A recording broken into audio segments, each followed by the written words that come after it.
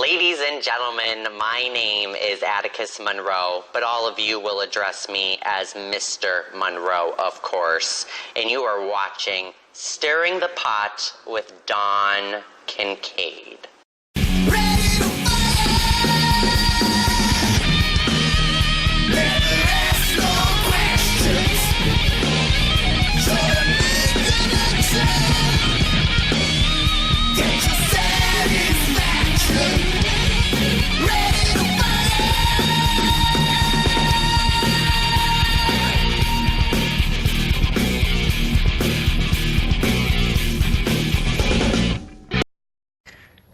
All right, we just roll with the punches on this. Okay.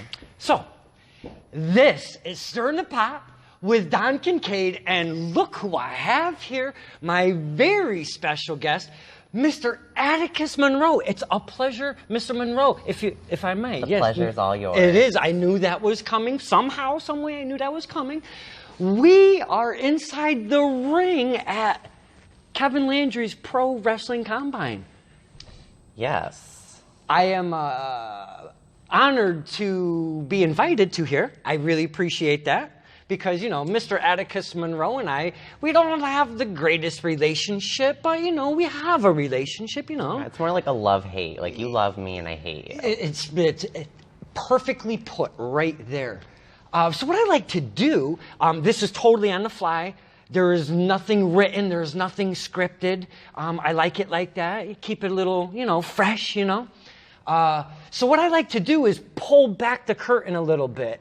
You could, it's, you know, the character of Mr. Atticus Monroe, if that's even your real name. Well, we might find that out down the road. We might not. Some take us on a roller coaster ride of their real persona and then give us a little character or gimmick, as they call it, if you will. But you could do whatever you want because you're Mr. Atticus Monroe, and I would never tell you what to do, not in the least bit. No. So you could do whatever you want. We'll just see where it goes. Okay. All right. Let's see where this goes. I know it was a long-winded introduction, but I want to just kind of give you a feel of what's going on right here. Okay. I really have... How do I put this? I've grasped your character right off the ripper, pre-Atticus Monroe, and I'm going to start there if I may. Yes, you may. Because this went back a ways back when I very first got, I guess, really into the independent scene. I used to go to a show here and there very lightly whenever. It was nothing regularly, but I started going to PvP. Yes. Up in South Hadley when they were at the Legion. Yeah. And you were there as a manager for the closers. Yeah. And man, oh man, oh man, you were under a different name, Mr. Joseph DiNucci. Yes. And your character has evolved into Mr. Atticus Monroe. And I have grasped onto your character immediately when you come out the curtain, the door, from behind wherever the setup is. When you come out, you own that character. You own the ring. You own the fans. You make sure you interact with everything. And I talk a lot about that. Being the character in wrestling, a lot of people don't roll with. They think they're wrestling, but there's many parts to make it move. Right, exactly. And I apologize for that. I will take care of that. During my interview? I will so take care of that. I feel so bad. Oh my God. My point being is, could you take us on what made Mr. Atticus Monroe come out of that curtain and just annihilate the fans with your mouth? Because that's what you do. That's my impression of Mr. You really tear us up. I assassinate them with my tongue. Yeah. As I like to say. Yeah. I don't know, like, it's weird because I was always, like, behind the scenes. I'm very shy and timid, and I was just so scared of even my own shadow. So, like, going out there, I think it, like, shocked a lot of people, including myself, of what, like, I'm really capable of. And it was just something I always wanted to do. I was a referee before I even started managing. Wait, is there said footage? There is footage. I gotta see this. There is footage. Was it referee Atticus Monroe? No, it was referee Joe DiNucci. Joe DiNucci, okay. Joe DiNucci, yeah.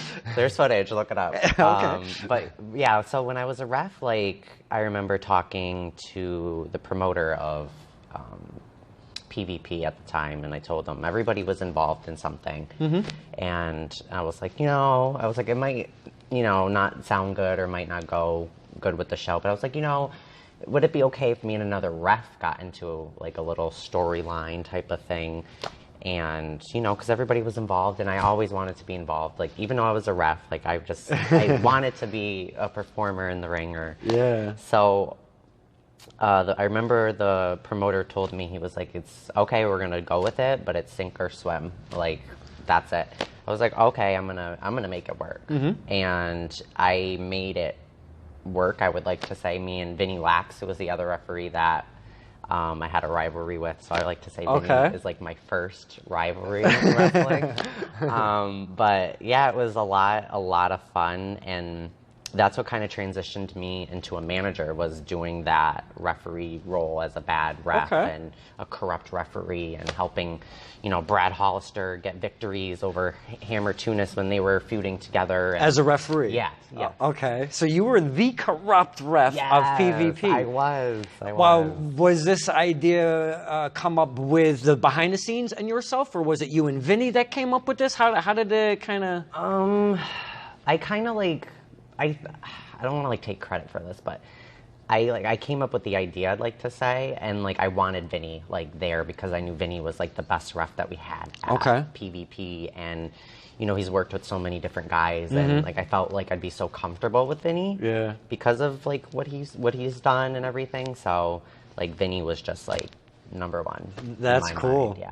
Mind, the transitioning from reffing to a manager has to take on obviously a bigger role, but comes a bigger responsibility. Yes.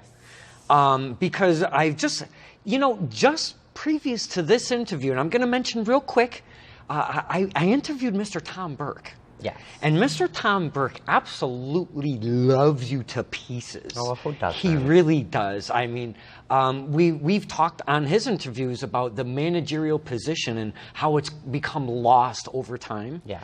And your name always comes up first because of the character that you bring to the table is just so intense, so over the top, so in your face.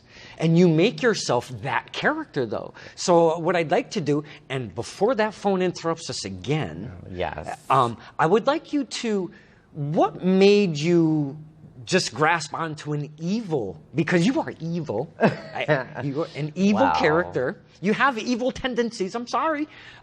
What took on that role instead of being a good guy or a face, as they like to say, or a baby face, or a hero? What made you take that role on, being the villain, if you will? Well, I think the villain role fitted me better because it's like so much more fun to yell and scream at people and not get in trouble for it. That's the best, isn't it? Absolutely. And screaming in people's faces and little kids crying, it's like, it just brings like such joy to my heart. Well, that's, again, evil tendencies. If you want to call it that. They say being the villain is so much more fun than being the hero. It is. I've been both, and I will tell you that being a babyface manager is not the easiest thing in the world. And seeing you from where I've started seeing you as your character, and I've seen you as a babyface maybe once or twice, and it's just like, this ain't right. Yeah. it's very, it's like so different, like in my opinion. Like being a good guy as a manager, it's just so different. But when you're evil, it's just, I feel like it comes more naturally, if that makes sense. Like it just, I don't know. I just love being a bad guy. It's just my thing. and like you say, and they say, you know, if you're a heel, to get the easiest heat, just yell at kids. Yeah. Get the heat from the kids, and the adults that are with them or around them. You're an you're an a-hole just for it. You know what I'm Yelling saying? at And their they, kids, yeah. they take that heat and run with it. They do. I've been chased by fans after shows before. Oh, really? I have. Like, for real? For real. Like, What? they've come up to me and would say some stuff towards me, and I would, like, back away, and they would, like, creepily, and then I would run, and then they would run after me, and I would have to, like, get help from the guys. I'm like, dude, I'm getting chased. Like, there's fans that are chasing me. I know I'm beautiful, but, like... Wow. Yeah. I don't think I've heard of the legit heat like that, to be honest with you. That's pretty rough. Some guy almost jumped the guardrail one time at a show we did in, I think it was at like some fair or something in like South Hadley or something. And some guy almost like jumped the guardrail. He was like right in my face. Like he wanted to beat me up so bad. Like I'll never forget it. Like he wanted to kill me. And I just like kept laughing in his face. I was hoping he was going to jump over. No. On the frame that I've picked, yes, it's quite wide. It's wider than my usual. But I really, this with Mr. Atticus Monroe, I think is fitting, no? I mean, the two kind of go one in one, because I'd like to get behind Mr. Fire. Does that say fire emergency window? It's like, what would you throw me through the window? What is that supposed to even mean? I don't know. I don't like that sign. I didn't even see that. I didn't even see that either. And this is, God, this interview is great already. Kevin Landry's Pro Wrestling Combine. Yes. Is this where you, because they say you need to be trained. Yes. If you want to be a referee, if you want to be a manager, you want to be anything in wrestling, you have to get in here. Get into this ring. So is this where you started? I did not start here. I started back in 2012 with Antonio Thomas, who's Thomas Santel now. Thomas Santel. Yeah. Quite the Ovaltine dream, baby. I was trying to think of it. But I started with him in 2012, and I trained with him for a little while, like 6 months or so. And came to this school, which it wasn't in this location at the time. It was in Springfield, like downtown Springfield. Oh, okay. So I went there for a little while. Then I went back to Antonio Thomas's school, like a couple years later, just to like, you know, it's always good to like go to different places and learn from different people. Right. And he was like my original trainer, so I was like, you know, it was good to go back for a little bit. And then I came back to Kevin's again. And this is where I've been ever since, and I love it here. You know, that kind of makes sense to me, seeing your character, because you are a character, and I always stress that. I've probably said it about 18 times already. But Thomas Santel, that's one of his biggest things. Yeah. Look at him, I mean, right now. Yeah. Okay? That so makes sense that you were under the tutelage of Mr. Thomas Santel, or Antonio Thomas. Yeah. I never want to call him by Antonio. That just makes no sense. Yeah. That's amazing. I did not see that coming, but now it makes sense. What I'm saying? So now that you've said that, you take this spotlight. It's almost like no matter what's going on in the ring, you always make sure that you are, look at me right now. And wrestling, you have to. You do. You have to. Like for a manager, like I want to like put the spotlight. I wouldn't necessarily say on me the whole time, because it's about the talent. But when you walk out the curtain, that's what happens, and then it reverts too. Yeah. I did not mean to take away from the word. No, you're fine. But yeah, so like I feel like being a manager, like I'm a complementary piece to the talent, and I want to like enhance them and obviously build them up in the crowd. You know, we'll get to know them more, and as I put them over in wrestling, as we say. But like I do like the little snippets where I take off my clothes like during different times of the match. So like I want the match to be focused on the talent as it should be. But then when I take off my clothes, it's for a purpose. It's not just, oh, I'm taking off my clothes.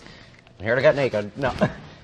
That was definitely going to be part of this, because my father and we go to a lot of shows, and well, not as much as anymore, but we've seen you many a time, and as Joseph DiNucci and as Atticus Monroe, and that took on a role a little bit later on. It wasn't like when we first started seeing you, you weren't doing that at the tail end of the matches. Now there was a transition or an evolution, if you will, of something that you did to the character itself. Yeah. And I talk about that in these interviews, is the evolution of a character, because you can't stay in one place. You can't. To me, if you want to stay relevant in wrestling, you have to constantly evolve and think of what you're going to do next, and even beyond that.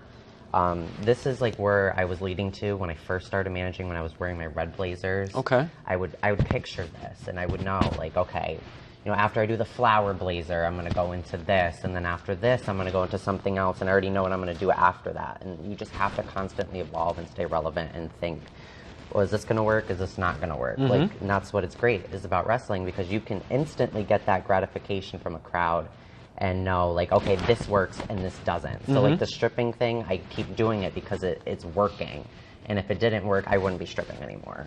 My dad questioned it from the very first onset, and I told him it's for the reaction of the crowd, and boy, does the crowd react like none other. And I have to say, and like you said, you're not supposed to take away from the worker, but now you are so adding another element to said worker in there to get even more heat on said worker from the crowd, because now it's all one package. Yes. But doing that, and he goes, but why? He's so skinny. And I go, that's probably why. I've never asked you this question personally on the side, but is that the reason why Mr. Atticus Monroe gets down into his just pants, no shoes, no shirt, no nothing?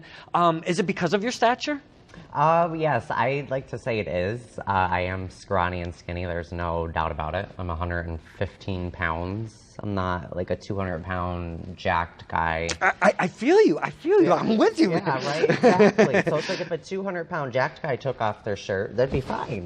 Like, keep going, But for me, it's like, oh, I would want to see 115-pound skin and bones just start stripping, and I wouldn't, but it works. And again, I have to go back to the crowd absolutely eats it up every single time. And like you said, if they don't react, then what's the point? Right. Or, and it doesn't matter. You name the age range that are at these events, from a smaller kid to an older gentleman. Right. They all... Oh, my word. That's something you have kept intact into the transition from Mr. DiNucci to Atticus Monroe. Yeah. Could I speak about that? And is Absolutely. what happened here? Because there was Mr. DiNucci, then there was a break from Mr. DiNucci. Yes. You kind of fell off a little bit, faded away, if you will. Yeah. Maybe took some time, recharged. They say recharge the battery, or take some time. You came back, but when you came back, you were not Mr. Joseph DiNucci. You came back as, and I did not say this on the onset, and I don't know how I didn't get slapped for this. You look fantastic. Thank you. The transition, because you had leather pants, the blazer, the shiny shoes, the sunglasses, the hair, obviously the hair. And then you come out as this amazing looking Atticus Monroe. It was a totally different look, but with the same feel as Joseph DiNucci. Could you talk us about how that came about, the reasoning behind it? Just kind of go through that with us. Yeah, so like I was, I had a great time with the Mr. Joseph DiNucci character. That obviously I would have to say made who I am today. And it goes back again to the evolution thing where you have to evolve and stay relevant. I was out of the game for almost a year, and I needed something that was different, and I knew I had it. And the DiNucci thing was great, but it's like I didn't want to come back as the same person, I guess you can say. So I was like, you know what, I need something different, and the Atticus Monroe character just like kind of like, I don't know, came into fruition. And that's how it all started. That was something within you, though, that came up. Right. It was something within, like, myself, because I think, like, I don't know, a character or a wrestler or something is just is a version of you turned all the way up. So I took Mr. DiNucci like this, turned it a little, and that's what you saw, but now Atticus Monroe is turning the dial more, and you're seeing more different side of me, I guess. The name, could you please explain, where does that come from? What is it?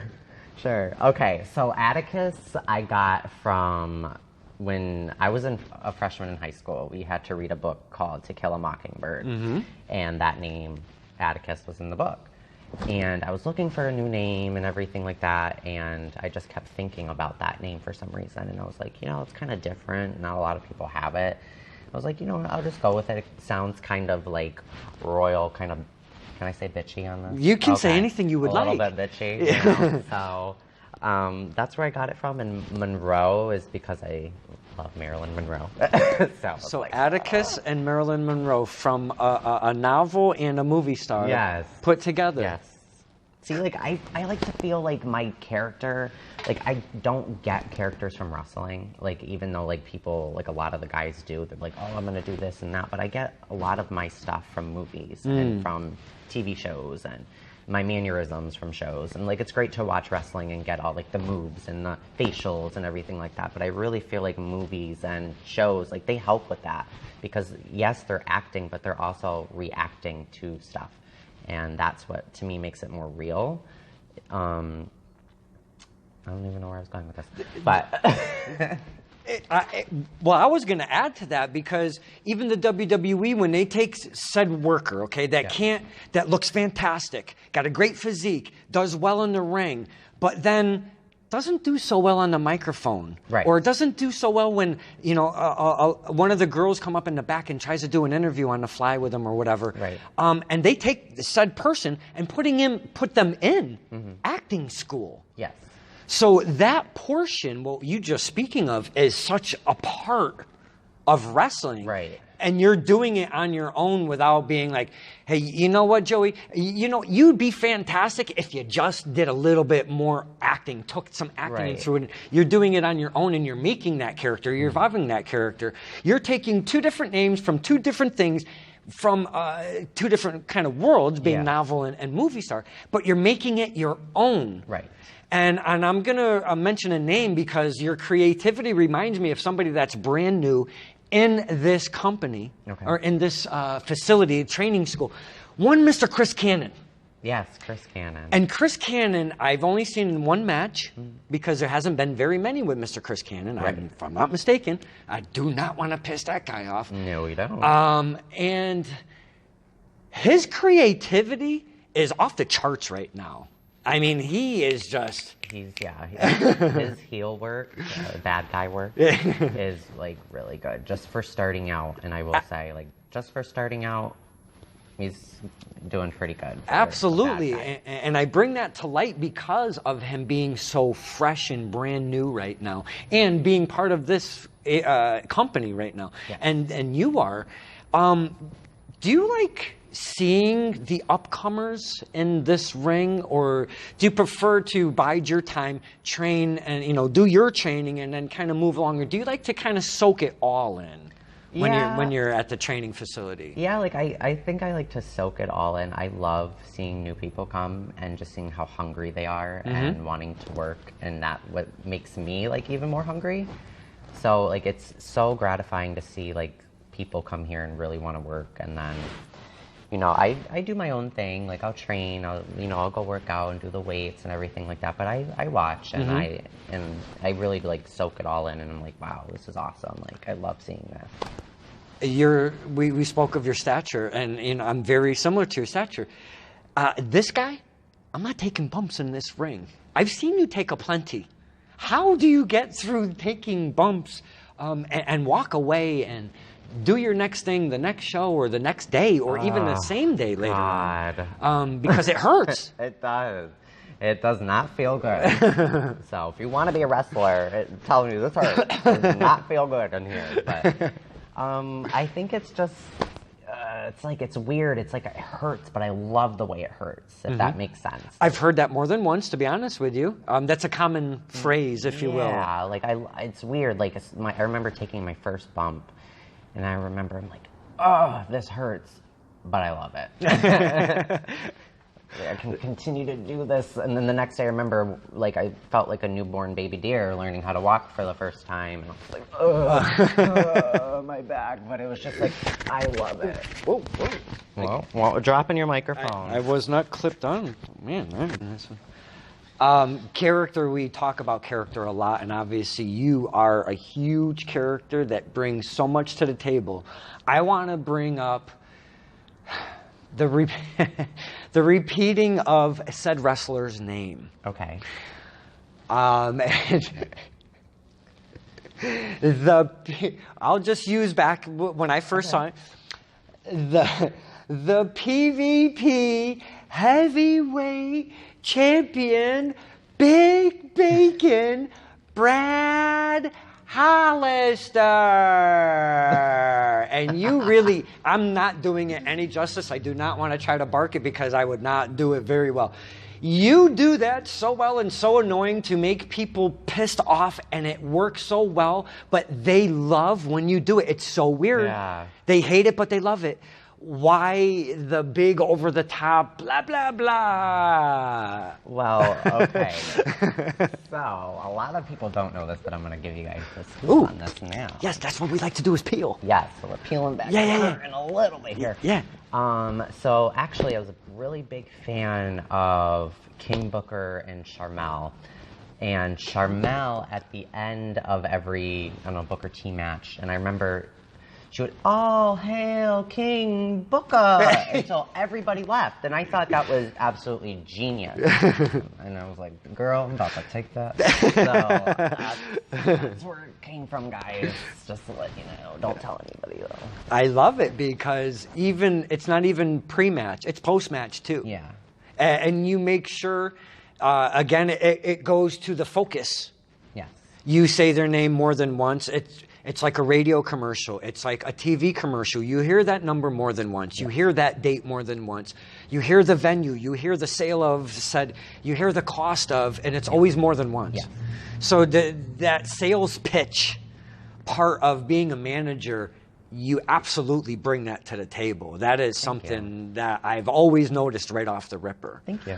And I want to bring the managerial thing because now we have Chris Cannon who has the services. I don't know if you're aware of this. He has the services of one Honest Abe right now. Ooh, Honest Abe. And Honest Abe is in fatigues. And it totally threw me off my game. Oh. Honest Abe, he's great. I cannot say nothing but good things about Honest Abe. Like, he's hands down so underrated as a manager, in my opinion. Like, a lot of people, like, I'm not trying to toot my own horn, put me over, but Honest Abe is definitely one that can manage, can cut promos. Like, I even go to him for, stuff, like, for advice, and he gave me something that I used at a recent tryout that I did. And I would call myself the Royal Prince of Managers.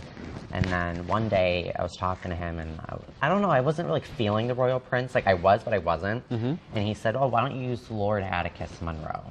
And I was like, perfect. Bam. And I used it at my tryout, and it got over really well with that. So thank you, Abe. I'm so happy for that story because the reflection of that is I hear many people talk about Honest Abe like he's almost like the locker room dad at times. Yeah, that's a good way to put it. Because he has so much respect. He does. And it's not just, say, in this specific ring at Kevin's. It's events from Test of Strength to Battlefront to you name it. I mean, he always gets this amount of respect from the people in the back. My thing is he has a mind somehow. He just really has a mind for the business. And really incredible. And since you brought it up, this tryout that you speak of is really something big in your career. Yeah. I watched it on WWN Live. Oh, you did? I sure did. You came out exactly like this.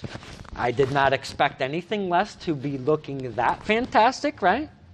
You came out and you were announced as Lord Atticus Monroe. Right. And furthermore, the announcer, or one of them, because there was two, one of the announcers says, this guy has a... Have you watched back? Could I start with that, please? See, like, it's weird. I'm not, like, a big fan of watching my work, and I know, like, I really have to, because that's how you improve, but, like, I just get, like, cringe every time I see myself. I'm like, oh. So you haven't seen it? Not totally. All right. Know. Well, where I was leading into this was, the commentator was like, this guy, whatever his partner's name was, this guy has a presence about him.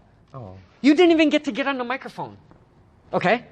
Oh. You walked out, your splash screen came up with your name, you came down the little ramp or whatever was there, you walked around the ring, then you grabbed the microphone and, okay, I don't mean to bring this up because it happens to everybody. I know where you're going with this. It happens to everybody. It happened to me with Eric Jaden, and boy, was he not happy. Okay. The microphone. Oh, I knew you were going to go there. Was not on. It was not. It was not on. But before that even all happened, you didn't even get into the ring yet. And the commentator already talked about your presence. So that says 1,000% about what you're trying to accomplish. Yes. The look, the swagger coming in without even saying a word. And I've said this about Moonshine McCready. Never said a word when he made his debut at XWA in Rhode Island. And everybody loved him. Never said a damn word from the bell to bell. And everybody loved him. Never seen him before, but they loved him. Without saying a word, your presence was already commented on, which was amazing. I got goosebumps from him just saying that alone. Oh, wow. But then let's fast forward. Okay. You get into the ring, you go to start, and I already know your attitude is on like a trillion. Your nerves were probably going. You're probably hot and sweaty, and then you start to talk in a microphone, and oh my God, you have no idea how I felt in that moment. it's not on, but. You take over and you just turn that sumbitch on and you do your thing. Yeah. Could you take us through that, please? Okay, so, I was acting all confident, walking down to the ring, strutting my stuff like I do, getting in, having the ref hold the rope for me. Yeah, you made him. Yes, I did. I was like, get over here and hold that rope for me. And so, like, I go to talk and there's nothing coming out, and I'm like, uh-oh. And I'm like, uh-oh, here we go. We're live, pal. So this was on pay-per-view, or they call it. Yes. So I was like, oh, man. So I just flipped the switch. I thought the microphone was already on. So that's why I just started talking. I was like, oh, the microphone's on already. No, it wasn't. So I was like, oh, dang. I was like, flip the switch and let's go. Let's start talking now. So I was like, oh, boy. That was nervous. It did not seem to faze you once you turned it on, though. No, because I'm Atticus Monroe. And you kept that professionalism, and it's just like when I was in a band. You miss a chord, and you are like not even in the realm, and you're like, oh, damn. You just cover it, move on, and make it like it wasn't there. It might have been heard, but they will forget about it as long as you take care of it professionally and move forward and turn on that charm, that Atticus Monroe charm, because boy, did you ever. Oh, what is with me? I don't know, Don. Oh my word, this has never happened before. This thing is like taking a hike on I'm me. Here and it's I don't know. This chair is making me nervous too. It is a little bit. You had a client that you were working with. Yeah. Could you announce who that was, please, for the fans that did not see that? Because I have shared that with a few people. Okay. Who were you taking care of coming out to the ring? I was taking care of the 6-foot-tall, 205-pound, bionic blonde Jenna Van Muscle. What a name! What a presence, huh? Oh yeah. I'm gonna lead up how you got into this whole child thing, but I want to go through this experience because I find it so fascinating. Did they set you up with this wrestler? Or was it, were you like, what, I would love to work with that person? How did that kind of come about? So yeah, they paired me up with Jenna because they thought like the two of us would be a good fit for each other. And I really thought like the chemistry was there when we were out there and the announcing and everything. I just felt like it was a right decision, and I would never question their decision on what like to put me with or whatever. Because like I work with anybody and everybody, and trust me, I don't care who I work with. I can work with a broom. Like that's fine with me, you know. So like they put me with her, and I was totally fine with it. I was like, oh, this is gonna be awesome, and it was like to me like me and her had such great chemistry. Yeah. Such a great person in and outside of the ring. She was such a sweetheart, Jenna. Love you, girl. I seen even post tryout, you've come home, you're still corresponding with a few of the people after the tryout and stuff like that. The experience must have been totally insane. Just so surreal. And I know I flip-flop because I only have one brain cell. And I do these weird timeline jumps or whatever. I did want to just speak about how that microphone thing really, right? But could you take us on like the maybe the journey basically of, okay, how do I get into this tryout? Did somebody reach out to you? Did you reach out to somebody? How did you get into that? Okay, so to me this was like a funny story, but a lot of people don't think it might be funny.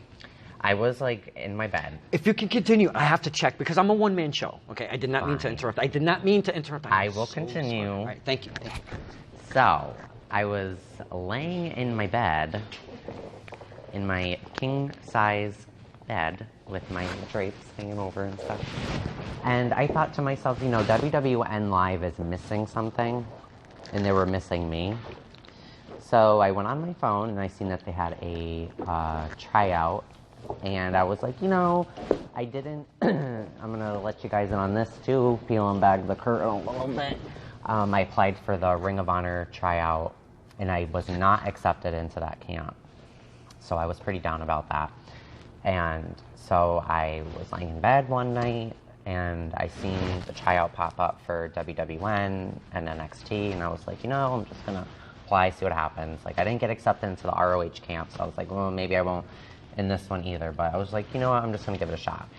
Next day, I got an email from Gabe Sapolsky telling me I was accepted, and I almost like cried because I was like, I couldn't believe it. I was like, oh my God. So was there just a correspondence? Was there video? Did you have to show them media? How did that? Well, there's like an application online. You fill it out with your name, your ring name, and all that other stuff. I forget if we had to post like pictures or something. I forgot, like I'm not 100% sure, but yeah, the next day I got an immediate response. That's awesome. Yeah, and they're like, yep, you're accepted. I was like, that is so cool. Hey, here we go. Very scared. Like, oh yes, everything all at once as soon as I read that. Scared, nervous. Like stoked, like so stoked too. It's like, oh, so excited. I was like, this is what I've been waiting for, and yeah, I was like, well, here we go. So keeping the Atticus Monroe character was very vital. You weren't going to change it. You weren't going to tweak it. You weren't going to do nothing. You were doing. You're bringing your game, what you already had said. There was. Yes, I was going there, and I was doing and giving everything that I possibly had, and walking away, I was like, even if nothing comes about, like I went in there and gave it everything I had, and they now see my face and now know who I am now. But I just went in there and I was like, that's it. I'm doing everything that I can, and whatever happens, happens. So how long were you there for? I was there, well, I went to Florida for 6 days, but the seminar was 3 days long. Okay. So it was from the 16th, it was on my birthday, and it ended on the 18th. That's my birthday. Is it? Yeah. Oh, August. See, Leo, right? You're yeah. like, Oh, yeah. See. The beautiful Radish sisters, they made me this shirt. They have a few of them that they made, and they threw me a birthday party. Did they? Yeah, really? and a bunch of the Test of Strength guys, and Yusef came, and it was such a great day. We had a lot of fun. Yeah, they're so very thoughtful, you know. On my feet. Putting you guys over. I got dirt bag over there. Oh, jeez. Omar. Omar too. Oh, wow. But back to Atticus Monroe. The trial, so it's a 3-day thing. Yeah. Is there a lot of rigorous training to lead up to this? Like, and you only get one match. Am I correct to say this? Yeah, you get one tryout match, and then the next day we had like the pay-per-view, so you got a match on the pay-per-view. Oh, okay. But the tryout match was what was really like the tense. Yeah, like you only had 5 minutes, and you had just the people from the camp there watching, so it wasn't even like a crowd. It was. Oh wow! Yeah. So it was all eyes on you. Yeah, the whole time, and like they had Tommaso Ciampa there watching, and Gabe Sapolsky, and the president of WWN Live was there, and then you had everybody from WWN Live, like Trevin Adams, and they were all just like watching, and it was really nerve-wracking, but it was just like it's do or die. Oh, yeah. And so I was like, I gotta do it. I can't die. Not now, but I gotta do it. So when you're in the ring, or when you're at the outskirts of the ring, I've always said this to my dad. If you're a manager, or if you're a tag team partner, or you're a valet, whatever you, I mean, not tag team partner is not a valet or a manager, but those 3 instances, you have to be active when you're outside the ring. You know, a tag team partner holding the rope, talking junk to the fans, or trying to get the fans behind them, whatever the case may be, getting on the mat and running around them, you know, giving that energy. You do that all the time in every single match. And the professionalism comes into play right there. And I watched that WWE. I wish you would watch that. Really, watch your performance. I might take a look at it later. Watch your performance, really, because it's a lot of fun seeing. You know, we see the Viking experience, or whatever they're called nowadays. Yes. We've loved them in this area. Now we see them on TV regularly. It was so fun to see Atticus Monroe come out of Kevin's place or Battlefront or wherever I've seen you. You're on TV. You're on my phone. I'm watching freaking Atticus Monroe on a WWN Live event. You know what I'm saying? Yeah. So weird. For me, it was really cool because I've known you for a few years now. Yeah.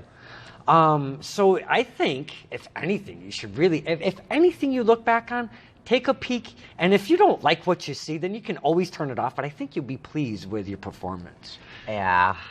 I think I'm like my biggest critic when it comes to performing. Everybody is. Yeah. Absolutely. I think I put myself down more than anybody when it comes to performing, because I'm like, okay, I'm not putting down managing because I'm a manager, but I'm like, all right, I got this to do and I could have done it differently. Like I had that one thing to do, but how do you make that like memorable and everything? So like when I was at the seminar, like I would, think back later on, like, oh, I could have done this differently or that differently, but I just, I couldn't change it at that time. But like I feel like I gave everything I had. So when you walked away post seminar, post WWN, everything, you're on your way home. You can feel satisfied that your performance was good. Like you put on a good performance. You walked away satisfied. I do. I feel satisfied with everything, and I got to meet so many incredible people. There was like 40 to 46 of us or something like that at the camp, and we had William Regal and Tommaso and Shayna Baszler and Robbie Brookside and Matt Sydal was there. But it was just amazing just to be in the room with all those people. Like that, I used to watch William Regal like growing up on TV and going to live events and seeing him right in front of me. It was just like, what? So it was so awesome and amazing. Any news out of that? Is there anything that you could tell us that come out of what's going on, or is there any? Come on. Just a little? I can't say a whole lot.